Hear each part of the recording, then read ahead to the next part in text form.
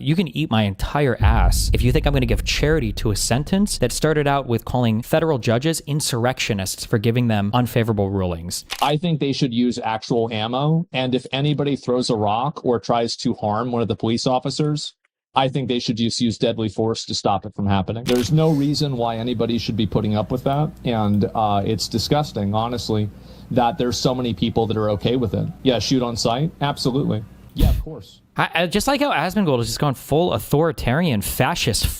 Like he's literally like a fucking Gestapo loser, and he wouldn't even be on any of these battlefields. It's so cringe. Yeah, we should just fucking kill them all. We just gotta fucking kill them all. Like I could totally see they're like a cartoon or a sketch or whatever where this like disgusting degenerate is like walking over dying people in the street who just got murdered after a riot, and he's like, you think that's bad? You should have seen when I got muted for 12 hours on Twitter for calling someone a that's what real government oppression looks like. Jesus Christ. I don't really see a problem with it.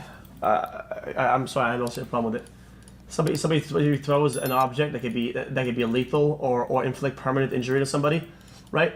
They're well within their right to defend themselves. If somebody throws a brick at you, yeah, you probably good chance you could probably shoot them. Like, what the are you talking about? Somebody's running at you with a knife, yeah, you probably shoot them. I'm confused with what the we're talking about here. Is that an example? Rock equals death? I mean, absolutely. What the a rock? Are you okay? Oh man, I can't, man. I can't. The people that are, let's be honest, the people that are for this clip probably thinks throwing a boulder. The people that are against Asmon probably think about and talk about it being a small little rock off the fucking ground, whatever. The truth is that if you're more in the middle and you think about it logically, somebody's in the middle of a protest and it gets to the front line with a fat ass brick, okay, a thing you handle it and goes full force. Yeah, there's a chance within the confines of that particular scenario, live ammo is perfectly okay to be used, okay? Because somebody's going for something like this, it's possibly lethal, permanent injury. They're able to use lethal 100%. There's no debate about it. What else? Yeah. Oh my God, bro. And keep committing crimes. It's wrong. There's a reason why when there's a suspect with a knife, suspect with a blunt object that is running after the cops, they do never, ever use taser. If they have multiple officers, yeah, they don't have one with taser, one with lethal. They use fucking lethal. Well, the issue is whether or not this is actually happening. Like, if somebody's running at a cop with a knife or something, then sure, you know, blast away. But I think the issue is, like, I didn't follow any of it because I was out of town. Was ICE trying to say that some lady was trying to hit him with her car, and it came out that that probably wasn't true at all? Like, the issue is, like, Kristi Noem is literally, you know, filming like she's presiding over Helm's Deep, and then it's like a guy in a chicken suit and like 6 journalists. Somebody has a deadly weapon that is going to melee range. You use deadly force. It's lethal. It's ammo. It's dead. You're dead. It's over. Because in a scenario the person got close enough, it's over. Now you are dead. You might even trade. You don't want to trade. What is that about? This person they have forfeited the right not to be shot by waving a knife or a fucking rock. What about it? Increase the riots? You'd really be surprised how fast it stops after more than 1 or 2 people get shot for being violent. It would stop immediately. Yo, listen to me. It is not very much different, if not at all. If somebody has a rock, you think about a rock, what do you guys think? Of course, the super brain rotted are gonna say, "You smart pebble." If somebody has a rock, I'm talking a rock like that. You have a rock. Are people throwing rocks at protests? Is this even happening right now? Have I missed this, or what? I don't even know what we're talking about right now. If you run at somebody and you hit a full... Maybe they haven't, I just missed it. You might just fucking kill them. You might kill somebody with a fucking rock. Absolutely. In that sense, if you want to do that and run somebody with a fucking rock, they will probably see it same as if you're running with a knife. It can hurt them permanently or kill them. They will use deadly force if they had it. I mean, like, if these guys were out here, if we had, like, the Hamas sling fighters, maybe, right? If we had the guys with the huge fucking slings, then sure, you maybe have a stronger argument here. I feel like these are just people that are very, very, very horny for violence, though. Like, okay. I just reacted to a video of some guy throwing rocks at cop cars so the windows breaks, and they continue throwing rocks inside. Oh, I mean, like, that's bad. Yeah, they should fuck those people up. But it's generally you want to, like, the last case, the last possible thing you ever want to do is, start shooting into a fucking crowd. Like that just makes everything go fucking crazy. I think that's generally like the last resort, at least in a democracy. It is what it is. You want to see 20 videos in a row about police enforcement, law enforcement using fucking guns at melee range against people that have melee weapons? We can watch them. We can watch 50 of them. All of them use lethal. They don't go taser. They know not to use taser. Only brain dead cops and some that are probably fucking dead went for taser. It's brain dead. Oh my god, bro. That's insane. Okay. You seen the video? Sorry for coming back to the subject. We know that Hassan shocked his You ever dog. seen the video with the girl that's waving the knife? I think it's this behavior. It's going to be so annoying, hopefully, when a Democrat takes power next and then watching cucks like Asmongold critique every single little fucking thing they see, like turn into the hugest snowflakes in the universe. If House would have been released in 2024, they would have made Foreman black, given House a disability, made the straight white guy a murderer, made Taub Jewish, made a cop the villain, turned Wilson into a twink, woman, put Kuttner's opinion on gun control up for debate. True. Richard Hanania triggered the fuck out of the Red Scare Girls. Richard Hanania is my favorite Twitter account. Hell the fuck yeah. Are these the Red Scare Girls? He's actually doing a good job. As much as I'm, because he's pushing, you know, the people that are holding them back, it's Susie Wiles. She is she shut down the workplace raids with ICE. And Stephen Miller, contrary to what everybody thinks, he's pushing really hard for H-2A visas for farmers. There was like a little deal when they did the big, beautiful bill where they said, in order to let the farmers stay, we're going to give them visas. And Stephen Miller's behind that. So I don't even think he's doing a great job. I think it's really in the paint. The amnesty for like farm workers. Yeah, right. Tom Homan I like because he always... I mean, Miller's...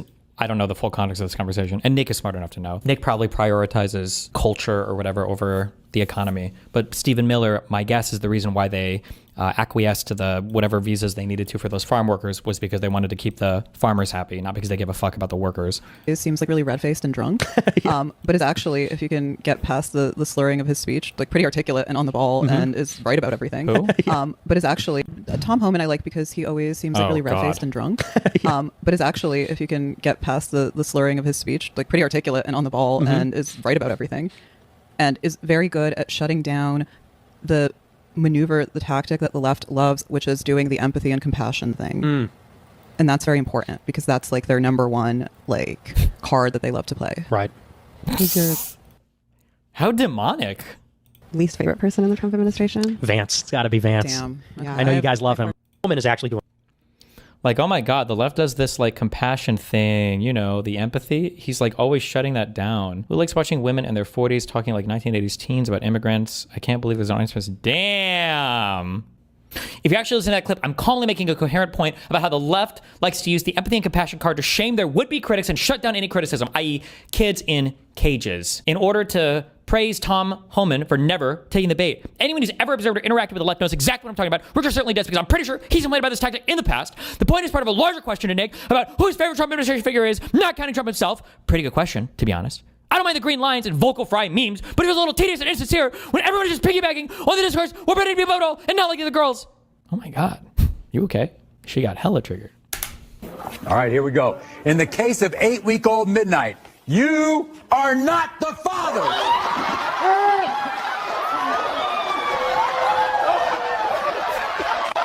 In the case of this 8-week-old brown puppy, you are not the father!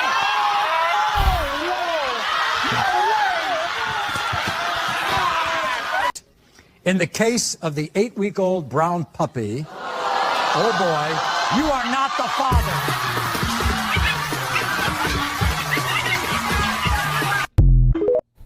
Jesus.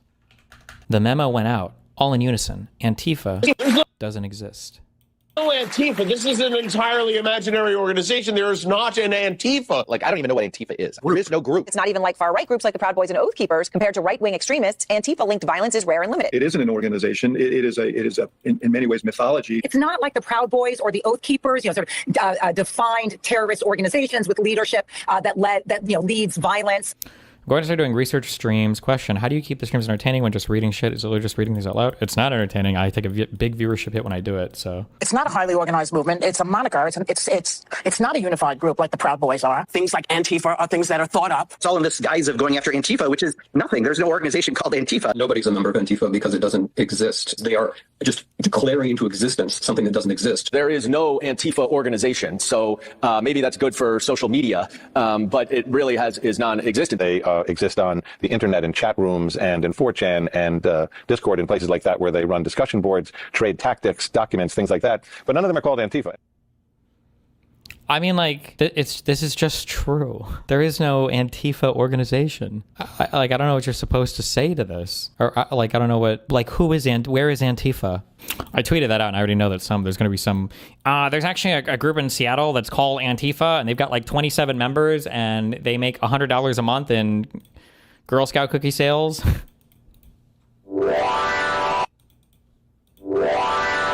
On the Republican line, Fort Belvoir, Man, Mike Johnson's been making the rounds trying to fight this PR war. Virginia. Samantha, you're on with Speaker Johnson. Hi, Mr. Johnson. So my question or comments are related to what you said yesterday about not being open to pass any legislation to ensure that military gets paid. I'm sure you can tell by my voice I'm very shaky. Just want you to hear a little bit about my family. I have 2 medically fragile children. I have a husband who actively serves his country. He suffers from PTSD from his 2 tours in Afghanistan. If we see a lapse in pay come the 15th, my children do not get to get the medication that's needed for them to live their life because we live paycheck to paycheck. I heard you earlier say that you side with President Trump on anything that he says. Well, I just read an article this morning that said he absolutely wholeheartedly believes that there needs to be legislation put in so that we do not miss a paycheck. You have the power to do that.